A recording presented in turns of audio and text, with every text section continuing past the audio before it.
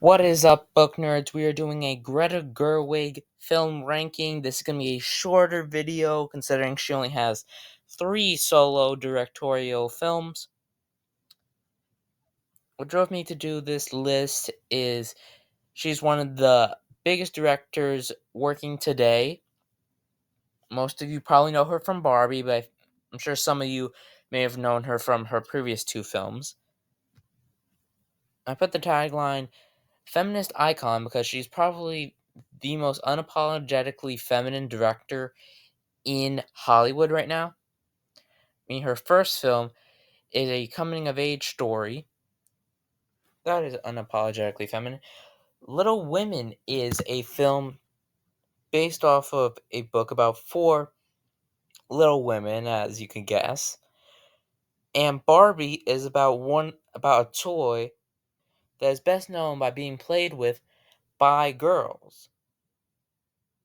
And also her movies have female leads who are unapologetically feminist, which I will get more into that when I talk about the films individually. But enough talking, let's get into this. In third place, we have Greta Gerwig's second film, Little Women, which follows our 4 main protagonists, Joe, Amy, Meg, and Beth. Our main character, per se, is Joe, played by Saoirse Ronan. This film is based off of the novel that bears its name. It came out in 1868. So this is a period piece. It follows the 4 girls as they grow up and experience life, dealing with problems of what it meant to be a woman in those days, how you didn't have a lot of the same rights that you do today, or I meant to say and the tragedies and happiness they experience throughout life. The reason why this film is my least favorite of the bunch is to me this is just the least interesting, which is not meant to be taken as an insult. I like all 3 of these films, but this is the one that I probably go back to the least. I mean, Jo is a fine protagonist. She has a defined personality. She does fit into roles of feminist since for the majority of the film, she didn't want to get married. She was directly against that because she didn't want to lose her freedom, which, spoiler warning, she is married by the end, which is actually something that the author of the original book regrets doing because she did it to sell the book. But getting back to the film, that actually leads me into another interesting point about the film is something that adds that the novel didn't is our main character Joe trying to publish the book Little Women, which is basically this movie, basically a fill-in for Louisa May Alcott. It's going through the same thing of her trying to sell the book. So she is married off, which I didn't really see coming. The man that she marries, he does play a small role in the beginning of the film, and then he's not really there. And the other main characters do have defined personalities, though I feel like both Meg and Beth are both underutilized, since Beth, what I remember is that she played the piano. On that, I mean, I'm not going to try to spoil more of this movie because I do want all of you to watch all 3 of these films when you get. And Meg was probably the most forgettable of all the sisters. I don't really remember much about her. But for our main 2, Joe and Amy, they both have very different but both very defined personalities that actually add an interesting contrast against them. Since you have Joe, since Joe's more of a free spirit while Amy's more pragmatic, since especially on the topic of marriage, since Joe basically does not want to get married versus Amy is basically more than willing to get married out of basic necessity, since she basically accepts that, hey, we live in a world that's not made for us and we just have to deal with it, versus Joe's more likely to fight against that tide. But overall, it was a good film. I saw it when I was doing a video topic for coming for a later date of my 2019 Oscar ranking, since that was probably one of my favorite years of the Academy. and I liked it at the time, but after seeing these next two movies, it is my least favorite of the three. Now we have Lady Bird. This is Greta Gerwig's first film. This is a coming of age story of our titular character, Lady Bird, as she goes through her final year of high school in Sacramento as she aspires to go to college in New York, or she puts it, a place that has culture.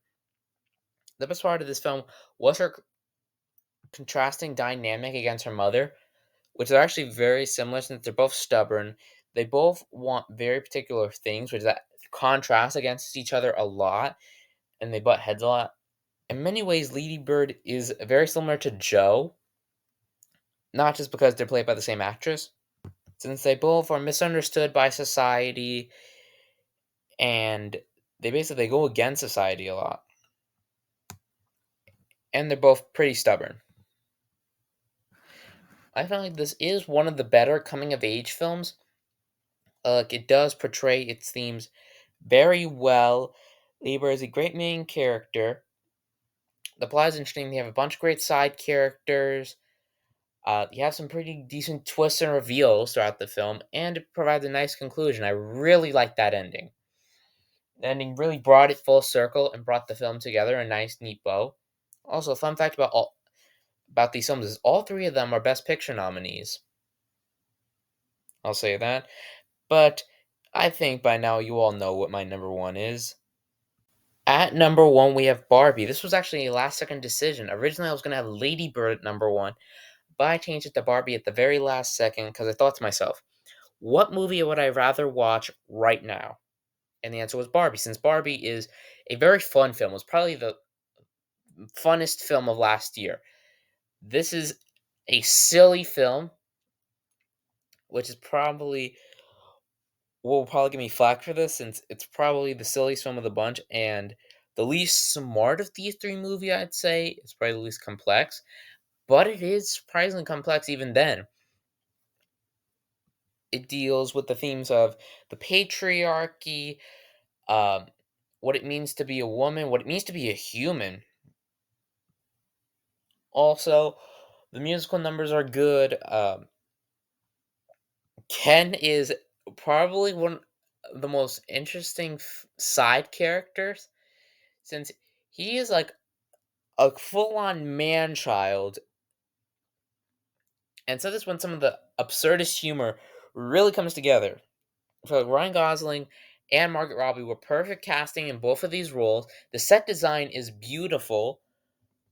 I saw this was part of the Barbenheimer meme. I mean, I could not think of two films that are more different, but it worked very well. And this film, a lot of fun at the theater. This film is not for everybody. I know for just as much as people love it, a lot of people hate it. I didn't know how I would feel since the main thing a lot of people hate is the monologue that happens right before the third act. I know a lot of people hate it. They say that it was very preachy, but I didn't think so. I thought it fit well into the story. This was one of my favorite films of last year. It is a lot of fun. It has some pretty good rewatchability. It's probably the most rewatchable film of these three, and that is a big reason why it's at number one. Plus, when I think about film, I think this is kind of a dumb way to think about film, but how I think about it is what movie would I want to hang out with? And this is that movie because the Barbie world is such an interesting idea for a film world. It's a great backdrop for this film, especially against the real world. And that creates for some great comedy. Oh, Will Ferrell was surprisingly funny in this film. I didn't think it would be. And the Barbie founder was that part was surprisingly funny. Yeah, this is also probably her most comedic film. And that ending was probably one of the biggest twists of the last decade. I may be overblowing it, but I'm not going to spoil it because that's something I want you to see for yourself. Don't forget to like and subscribe. Hit that bell notification to be notified when I upload next. I will see you in the next one. Peace.